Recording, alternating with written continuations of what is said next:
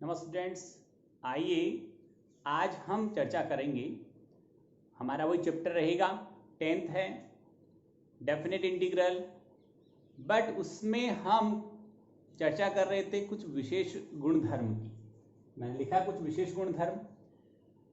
ऐसे गुणधर्म हैं जिससे हमारा इंटीग्रल है वो एक विशेष फॉर्मेट में कन्वर्ट हो जाता है और उसका जो इंटीग्रेशन है वो बहुत ही आसान हो जाता है।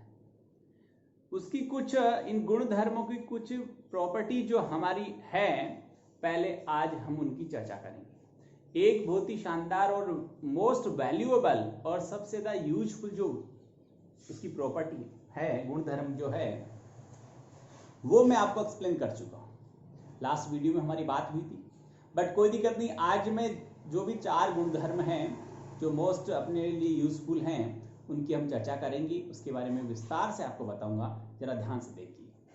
सबसे पहले इसका बहुत ही सिंपल और जिससे आगे वाले गुणधर्म बनेंगे, ऐसे में एक गुणधर्म ऐसे प्रॉपर्टी की बात करना चाहूंगा। ये है यहाँ पर, यदि कोई फलन f x a से b लिमिट के बीच समाकलित होता है और उसका समाकल यदि कैपिटल Fx है तो उसको इस तरह लिखा जाएगा। यदि किसी फलन fx का x के सापेक्ष समाकलन करें तो उसका जो समाकल आएगा, यदि वो कैपिटल Fx है तो इसको इस फॉर्म में लिखा जाएगा और इसका जो फॉर्मेशन आएगा, लास्ट जो फॉर्म आएगा वो fb माइनस fa होगा। दैट मीन्स जो समाकल आया,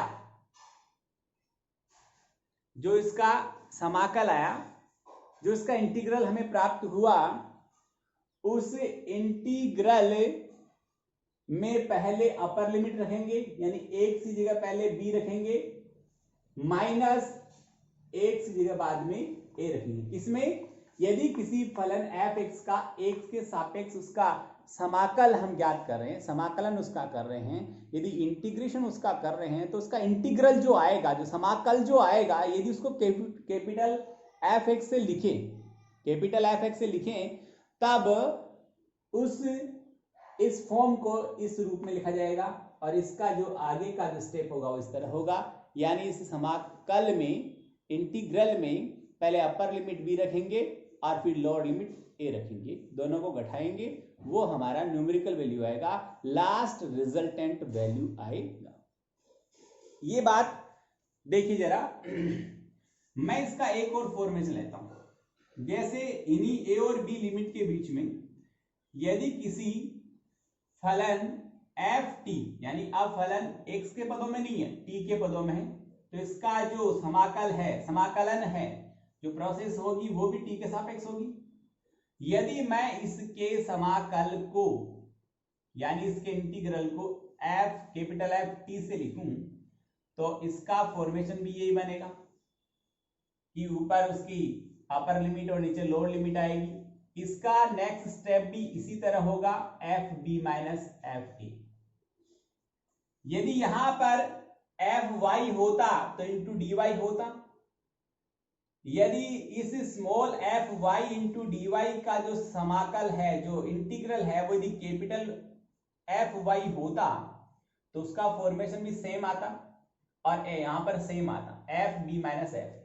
देखो x है तब भी last result fb minus fa आ रहा है। यदि हमारे पास में ft है तो भी last result fb minus fa आ रहा है।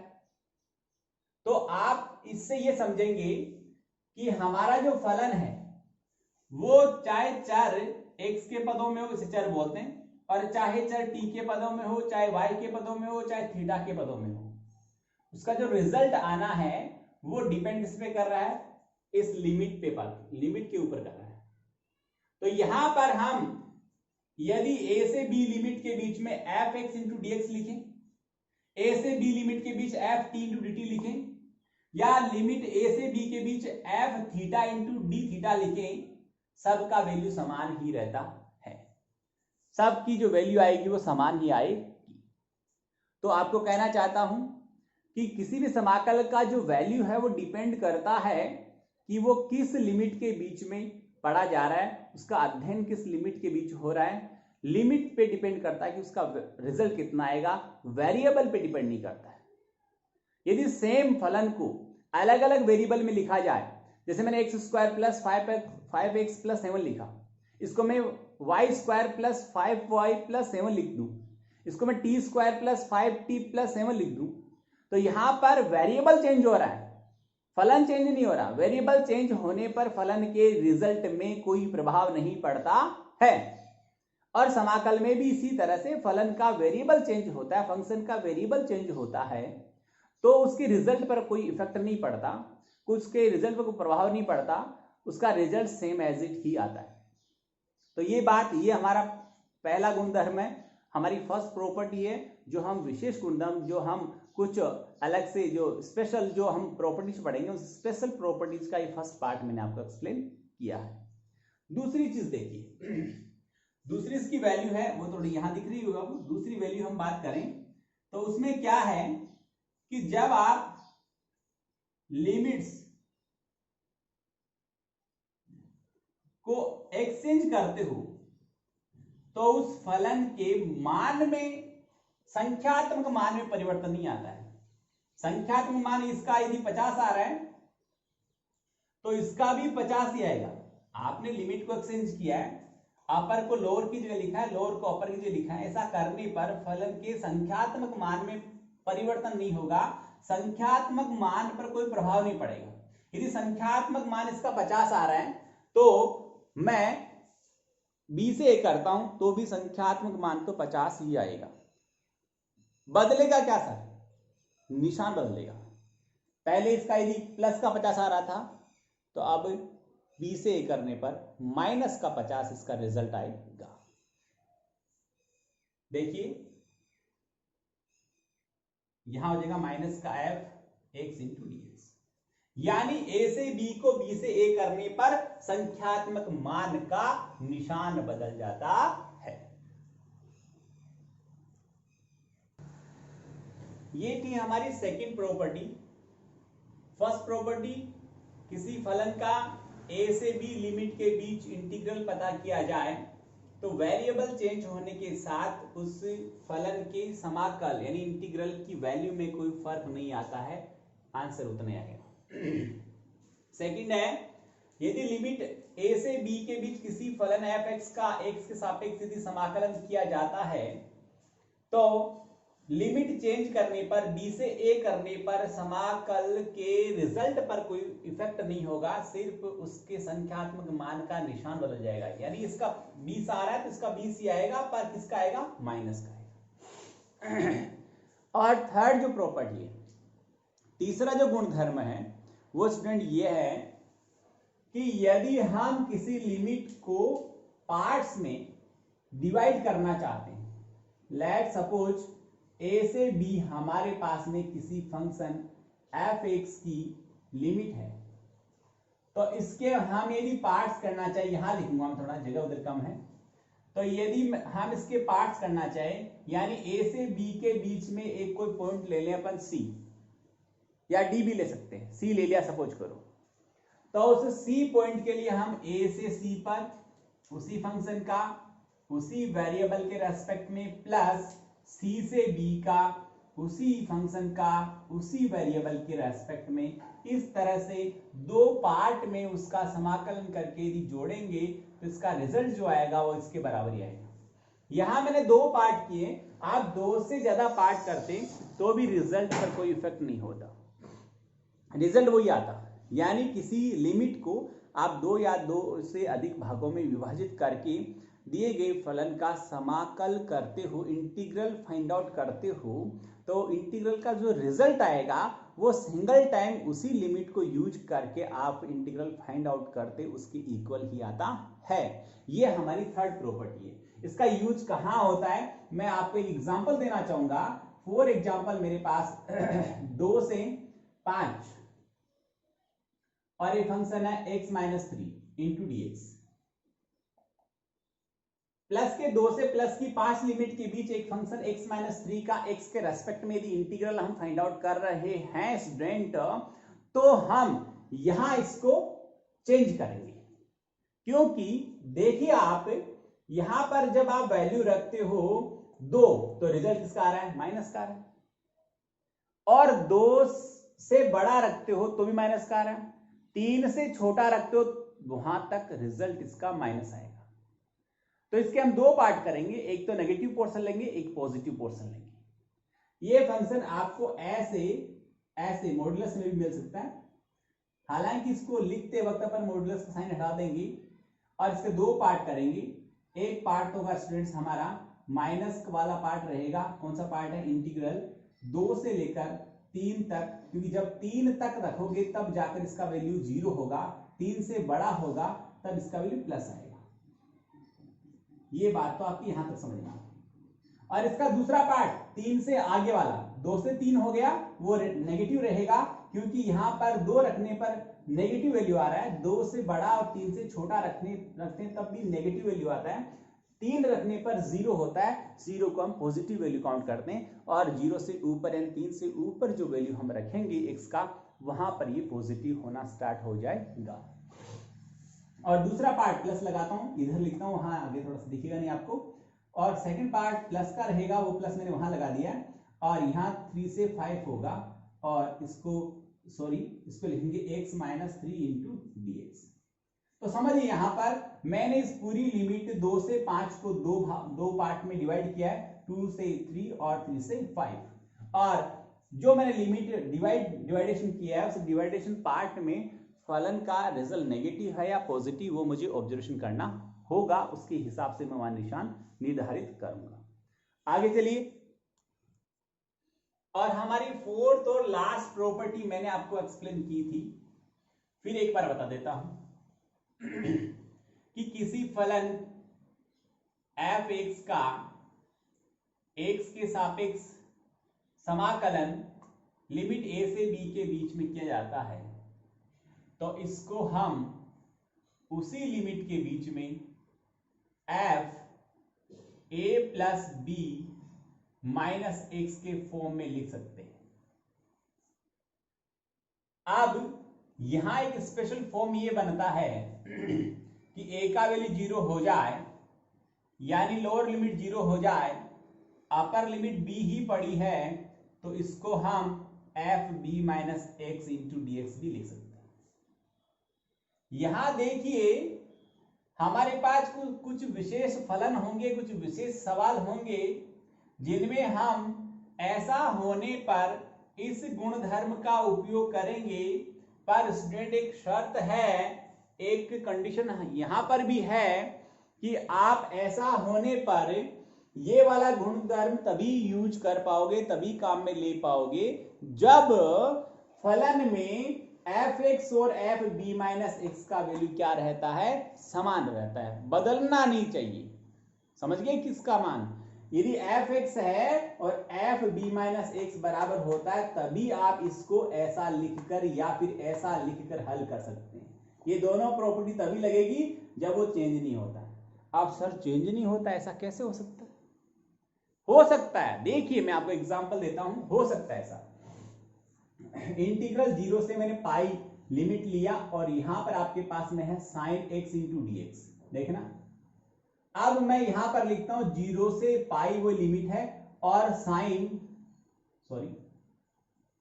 साइन यहां आएगा pi minus x into dx। कैसे आया, यहां लोअर लिमिट 0 है, यहां भी लोअर लिमिट 0 है, और अपर लिमिट b है, तो यहां b आया, यहां अपर लिमिट पाई है तो यहां पाई आएगा।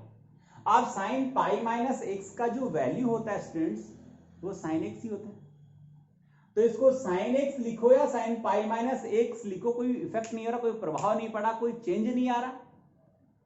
तो आप इस चौथे नंबर की प्रॉपर्टी, 4th नंबर की स्पेशल इस प्रॉपर्टी को यूज कर रहे हैं, तो f(x) इक्वल या तो a plus b minus x के इक्वल होना चाहिए। कौन f(x), इसकी बात कर रहा हूं मैं, ये इसके इक्वल होना चाहिए, और या फिर ये इसके इक्वल होना चाहिए।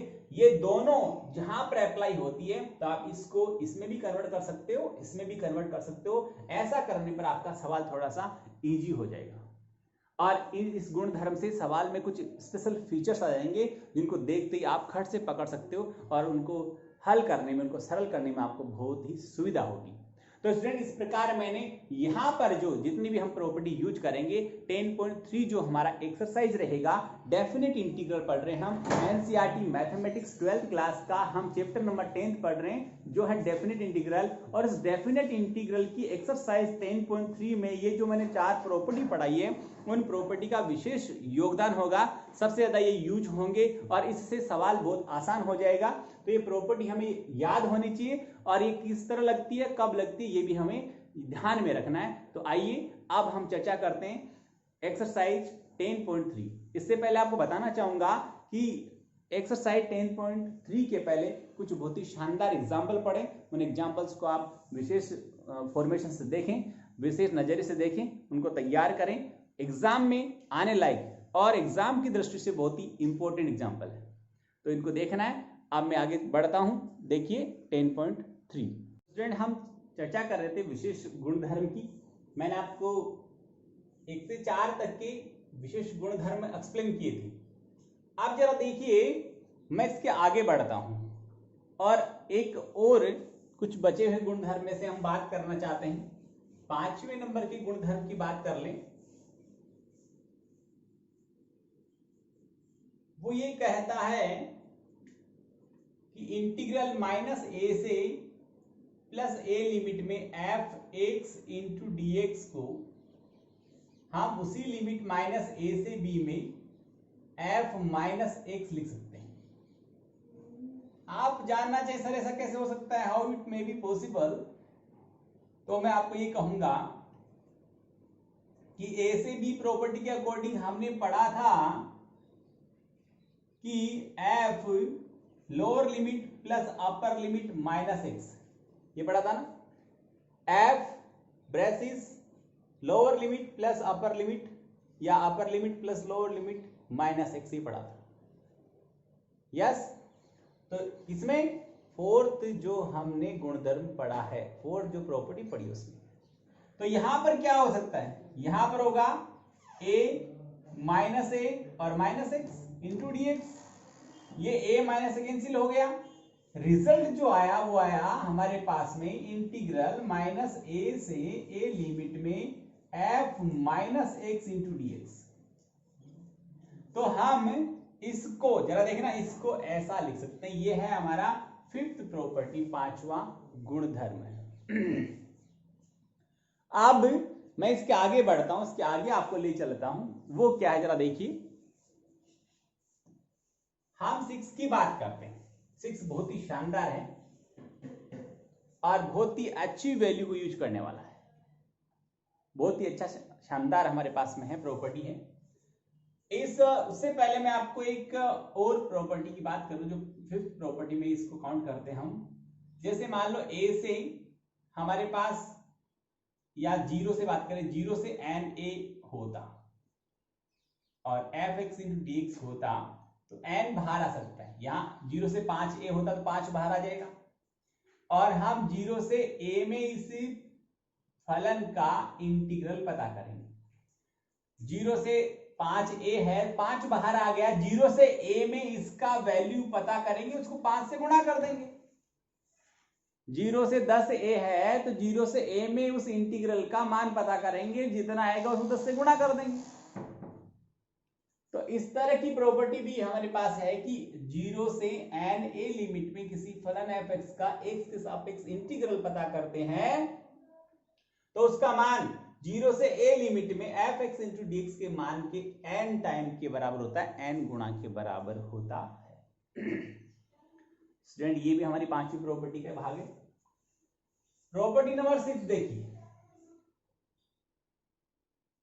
प्रॉपर्टी नंबर जो 6 है हमारा, वो ये कह रहा है, इसी से जुड़ा हुआ है 5वीं प्रॉपर्टी से, जो अब मैंने माइनस से प्लस ए पढ़ाया था उसका ही पार्ट है। जरा देखिए कि माइनस ए से प्लस ए प्रॉपर्टी में यदि कोई फंक्शन लिमिट में, यदि कोई function F x into D x यानी एफ एक्स का एक्स के सापेक्ष यदि समाकल ज्ञात करते हैं तो उसके 2 भाग बन जाते हैं।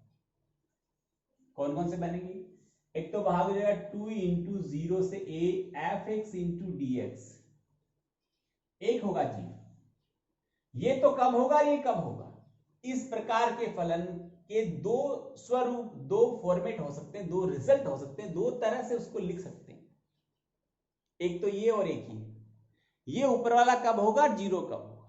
वो सुनिए कि आप फलन जो एफ एक्स है उसमें x का वैल्यू माइनस में रखो और वो फलन वापस खुद के बराबर आ जाए। फलन में जहां जहां x है उस x की जगह माइनस x रखते हो और इसका जो रिजल्ट आता है वो वापस पॉजिटिव आ जाए या फलन जैसा था वैसा का वैसा आ जाए, तब तो आप इसे इस फॉर्म में लिखेंगे। अब फॉर एग्जाम्पल सुन लीजिए, हमारे पास फलन cos x होता, cos में हम x की जगह माइनस x रखते तो cos x प्लस का रहता, तो उस पर यहां प्रॉपर्टी लगती। पर यदि फलन क्या होता कि यदि उस फंक्शन में x की जगह माइनस x रखते पूरे फलन का मान ऋणात्मक हो जाता, तब उसका इंटीग्रल क्या आता, जीरो आता। ऐसा कब होता है? मान लो sin x हमारा फंक्शन होता और sin x में आप माइनस का वैल्यू रखोगे तो किसका होगा, माइनस का होगा। तो ऐसी कंडीशन में आप क्या कहोगे कि x की जगह माइनस x रखने पर पूरे फलन का रिजल्ट जो है वो ऋणात्मक हो गया। तो ऐसी स्थिति में उसको ऋणात्मक फलन कहते हैं, यानी इसे विषम फलन कहते हैं। यदि किसी फलन में x की जगह माइनस x रखने पर पूरे फलन का मान ऋणात्मक हो जाए तो आप कहना कि वो फलन विषम फलन है। और यदि किसी फलन में x की जगह माइनस x रखें और फलन के निशान पर कोई प्रभाव नहीं पड़े तो ये कहना वो एक सम फलन है। तो माइनस a से प्लस a लिमिट के बीच यदि कोई सम फलन है तो उसको हम 2 इंटू में ले लेते हैं और माइनस a से प्लस a की जगह 0 से a लिमिट ले लेते हैं। -5 से +5 होती तो 0 से 5 और बाहर 2 आ जाता। कब? जब फलन सम होता तब। यदि फलन विषम है, ओड फंक्शन है, ये इवन फंक्शन की बात थी, यदि फंक्शन ओड है, विषम है, या तब क्या होगा कि उस फलन में x की जगह माइनस x रखने पर पूरे फलन का मान ऋणात्मक हो जाएगा, नेगेटिव हो जाएगा, और इस प्रकार के फलन को हम विषम फलन या ओड फंक्शन कहते हैं। और ओड फंक्शन का इंटीग्रल 0 होता है। तो ये स्टूडेंट्स हमारी प्रॉपर्टी 6 थी।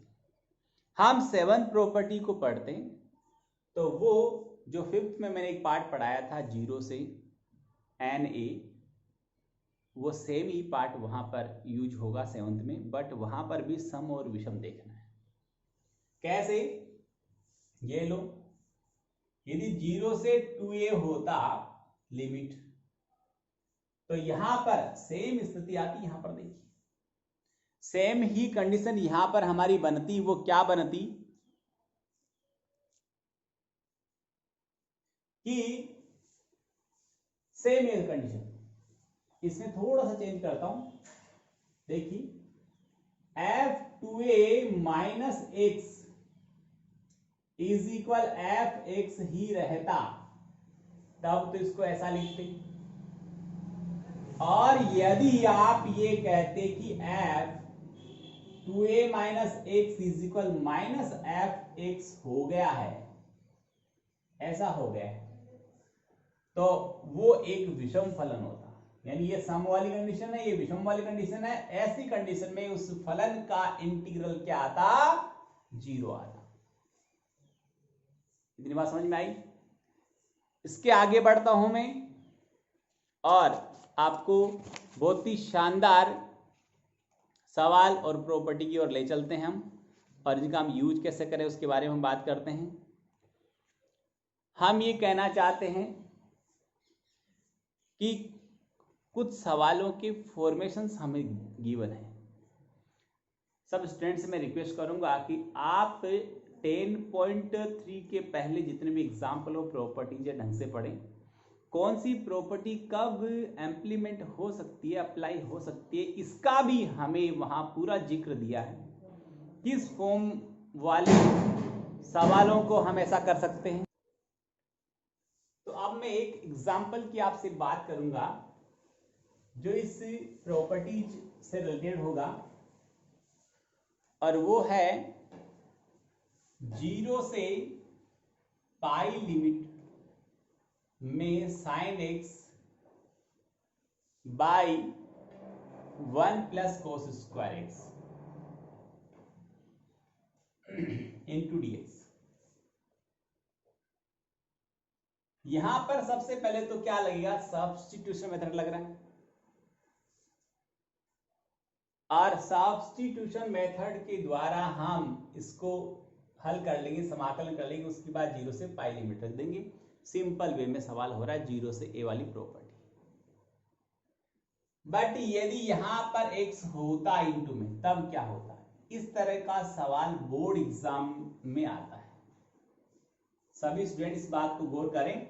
इस तरह का सवाल x का विलोपन करने वाला सवाल ही ज्यादातर बोर्ड एग्जाम्स में आता है। x का विलोपन कैसे करें, पूरी प्रोसेस समझाता हूं, और फिर डायरेक्ट x का विलोपन करना भी आपको बताता हूं। ये प्रोसेस रहेगी, जरा देखिए कि आप ये कहना कि चूंकि इंटीग्रल 0 से a F x into D x is equal integral 0 से a F A minus x into D x, गुणधर्म से, ये वाला हम गुणधर्म काम में ले रहे हैं, गुणधर्म से I इज इक्वल 0 से इंटीग्रल 0 से पाई लिमिट रह गया, x की जगह आएगा पाई माइनस एक्स, और साइन के x में भी पाई माइनस एक्स, जहां जहां x है सब की जगह pi minus x, 1 plus cos pi minus x और का होल स्क्वायर, यहां इसको कर्ली ब्रेसेस में मैं लिखूंगा इंटू dx। इसका नेक्स्ट स्टेप आएगा स्टूडेंट्स, वो 0 से पाई लिमिट रहेगा, ये पाई माइनस एक्स ही बना रहेगा, और पाई माइनस एक्स में साइन प्लस का ही होता है, पॉजिटिव होता है, और कॉस नेगेटिव होता है, बट स्क्वायर करूंगा ये नेगेटिव वैल्यू आएगा, यानी ये माइनस कोस एक्स आएगा। पाई माइनस का मतलब होता है स्टूडेंट सेकंड क्वाड्रेंट, और सेकंड क्वाड्रेंट में साइन और कोसेक के अलावा बाकी सारे ट्रिग्नोमेट्रिकल फंक्शन नेगेटिव होते हैं। Pi minus means second quadrant होता है। तो हम यहां चर्चा करेंगे, तो ये माइनस का कोस एक्स आएगा, होल स्क्वायर करूंगा तो वापस प्लस का कोस स्क्वायर हो जाएगा इंटू dx। इतनी बात समझ में आ गई सबके। अब मैं इस ब्रेसिस को सोल्व करता हूं इधर, और लिखूंगा I इंटीग्रल 0 से पाई और पाई इंटू साइन एक्स, देख लीजिएगा, pi into sine x by, या इसके साथ चलने दूं, x sine x by 1 plus cos square x into dx। इसका एक स्टेप और हम सोल्व कर लें आप चाहो तो, या इतना ही पढ़ा रहने दो, कोई दिक्कत नहीं है। लो इसको इक्वेशन नंबर सेकंड डाल देता हूं, और जो मैंने स्टार्टिंग में जिसको मैंने आई कहा था उसको इक्वेशन फर्स्ट डाल देता हूं। By the sum of both equation first and second, समीकरण 1 व 2 को जोड़ने पर मैं जोड़ता हूं तो इधर आई और आई 2i हो गया। यहां गौर से देखना, मैं लिमिट सबकी समान है इसलिए एक साथ लगाऊंगा। समीकरण 1 और 2 का हर समान है इसलिए लघुत्तम मैं डायरेक्टली हर को लिख देता हूं 1 प्लस कोस स्क्वायर एक्स। इतनी बात आपको समझ में आ गई होगी। फिर जब हर समान होते हैं तो योगफल करते वक्त दोनों अंशों को एज इट वापस लिख दिया जाता है। ये था X sine X plus pi sine X और minus X sine X, okay, into dx। ये दोनों कैंसिल हो गए। इधर हमारे पास 2i चल रहा था, इंटीग्रल 0 से पाई का लिमिट चल रहा था, और ये pi into sine x by 1 plus cos square x into dx। ये 2 यहां इंटू में है, उधर ट्रांसफर करूंगा, भाग में जाएगा, डिवाइड में जाएगा, तो ये पाई और 2 को यानी 2 भाग में चला गया, पाई भी गुणांक, इसको भी बाहर ले लिया लिमिट से, 0 से पाई, और ऊपर आ गया हमारे पास में sine x by 1 plus cos square x into dx।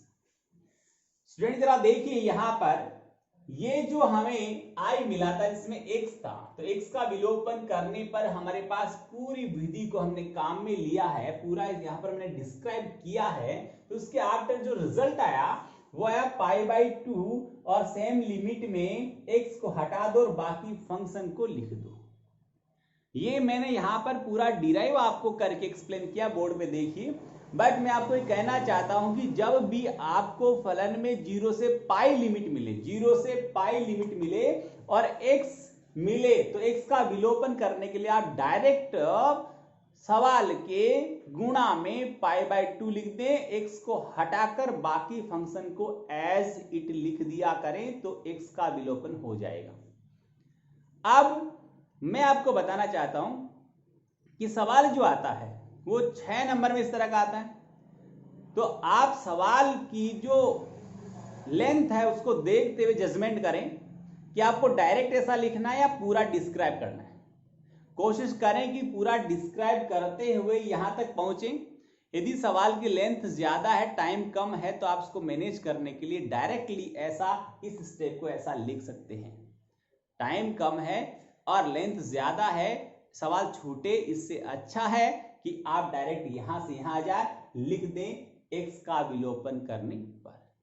तो ये स्टूडेंट आज मैंने आपको सारे स्पेशल जो प्रॉपर्टीज हैं, विशेष जो गुणधर्म हैं वो एक्सप्लेन किए हैं। इनको हम 10.3 में यूज करेंगे। आप इन सबको ढंग से पढ़ें, याद करें, देखें, एग्जाम्पल देखें कैसे अप्लाई हो रहे, इस चीज को आप गौर से समझें। बहुत बहुत धन्यवाद। Thank you.